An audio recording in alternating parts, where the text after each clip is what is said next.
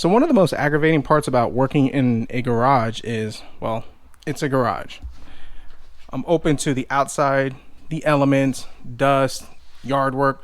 All that stuff gets in here and it gets really messy. Not to mention that I use my garage as a garage to work on cars and different type of projects. And there's a lot of times that when I get back to my computer stuff, it's covered in a lot of dust and crap.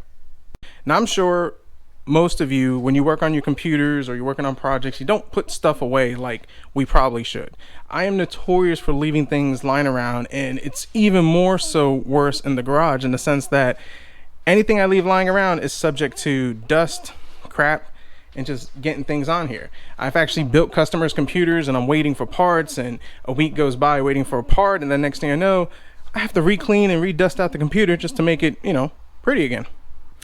So this computer, I actually had this thing for about 3 months. Yeah, maybe about 3 months. And it's been sitting in the garage and I probably should have put it away. So today I went to go ahead and get it ready for a sale. And when I turned it on, I'm getting the beeps, no video signal. I'm like, crap, what the heck happened with this thing? Because this thing was working beautiful. Stress test, everything was working fine. And now all of a sudden it doesn't want to give me a video or a signal.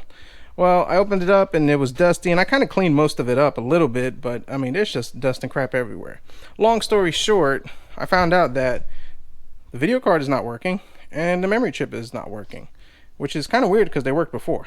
So now taking things out, I mean, this thing is really covered in dust and crap. And the same thing with the video card, it got some dust, and I left this thing open, so it's my fault on that one.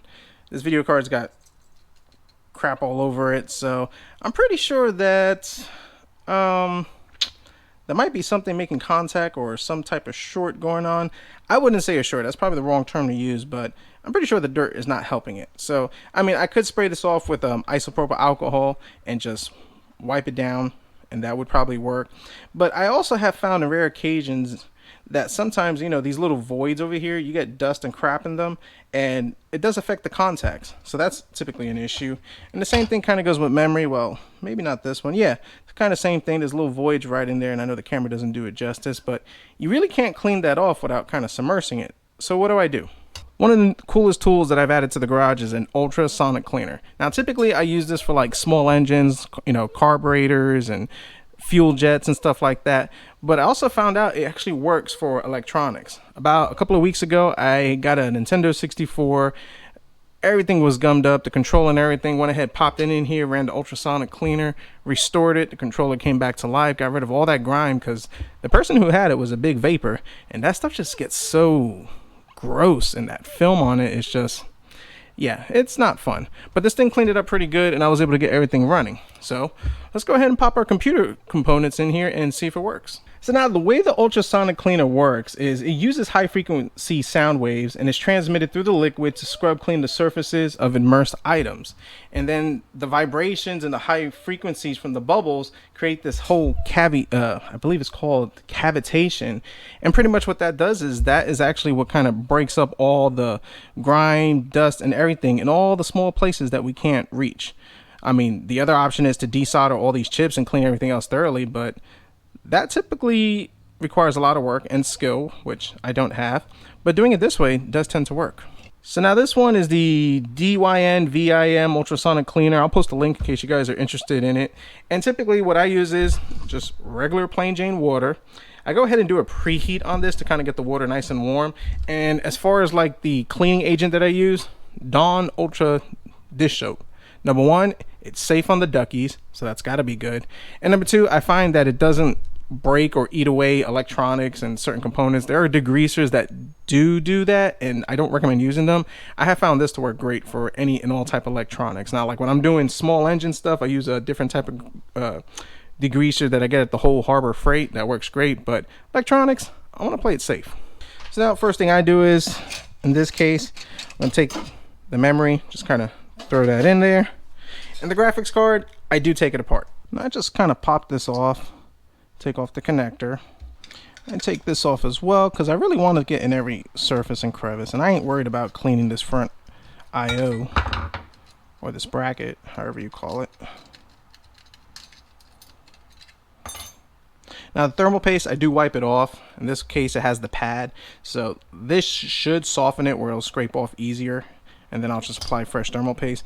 Now this graphics card, the whole point of this computer is just to be an office one. Somebody's just wanting it for school and work just like that. So I think this one's like a 1 gig or whatever it is. But if you look at the graphics card, I mean, it's just, and the camera don't do it justice, it's a little crusty. So I'll go ahead, pop it in just like so, fill it up with water and make sure it's getting thoroughly submersed.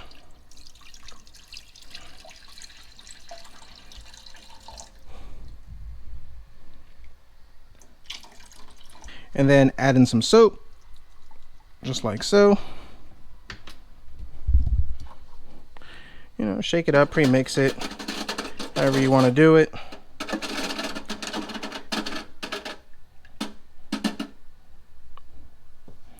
And then when it kind of does this whole agitation thing, I'll mix it up. Now the fans, you can throw it in here, but it's a pain in the butt to clean it up. This fan wasn't making any noise, so I'm just going to clean it up the old-fashioned way and just let this stuff get soaked. So now that I have it in there, I'm going to set it for 10 minutes and hit Sonication.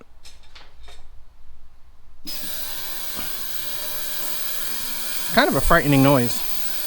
We'll leave it for 10 minutes. We'll come back and we'll take a look. 10 minutes later, and all right, kind of looks cleaner right over here. I see a lot of crap and junk and a lot of dust. I would say definitely a lot of dust on the bottom, kind of floating. So now what we need to go ahead and do is take this thing out and rinse it off.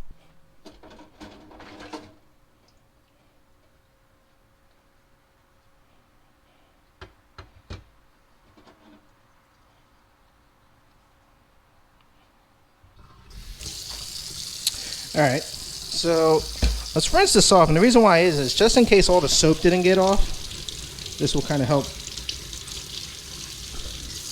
wash that off. Same thing over here. Now this does seem unconventional, but then again, there are people that are putting this in the dishwasher, so but at least we know that. At least we know with the ultrasonic cleaner is getting into those crevices and stuff like that. Now I didn't break up that little thermal pad crap on it, but that's fine. I could just take a Q-tip, or I could take a toothpick and just take that off. But for the most part, it looks cleaner, and the contacts look a lot better. So I'm going to keep rinsing this off. Now we're done with the sink. Next thing I want to go ahead and do is take my blower and just go ahead and just blow all this out. The key that we need to remember is that we need to get this thing as dry as possible.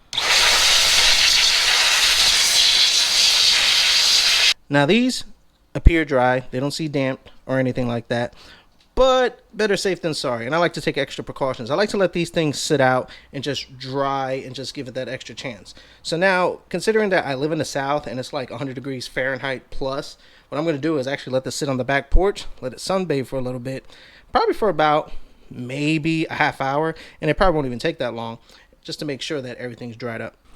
I'm going to let these guys sunbathe by the pool.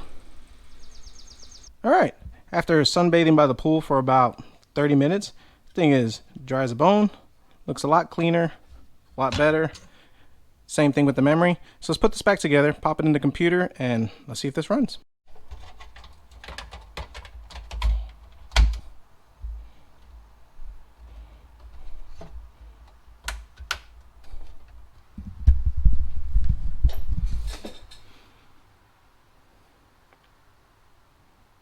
All right, so this thing worked fantastic. Definitely happy with it. The ultrasonic cleaner made this thing look brand new, and then rinsing it off and just letting it bake outside and blowing it off with the air duster worked great. And I felt confident putting in the fact that everything is dried up.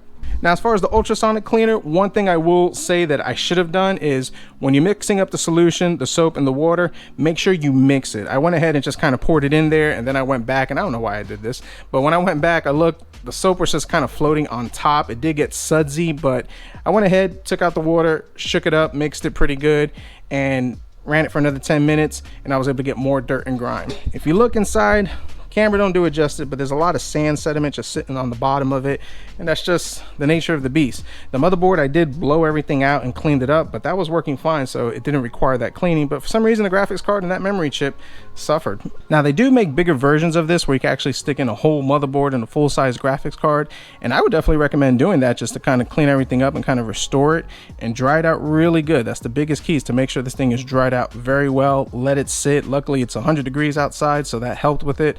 But if it was like a cool day, I'd probably let this sit for a couple of hours after blowing it out with the air blower before I'd even turn it on and use it. Now, as far as fan cleaning, I don't recommend it, and here's why. A lot of these older fans, they have some type of grease or a little lubricant in there to help keep them quiet, keep the bearings moving so they don't seize up.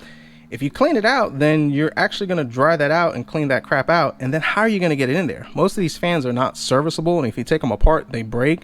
You can try to spray some type of lubricant or pour some type of lubricant in there, but I don't know. I think it's a big gamble on these fans that have some type of lubricant to help keep them working. So ultrasonic cleaning, a great option for computer parts, computer components. I'll definitely be using it more in the future, especially if for some crazy reason another roach infested computer part comes in there. It's definitely gonna fry in the ultrasonic cleaner before we even mess with it. So hope you guys enjoyed the video. Thanks for watching. Subscribe if you're not, and as always, we'll see what we come up with next.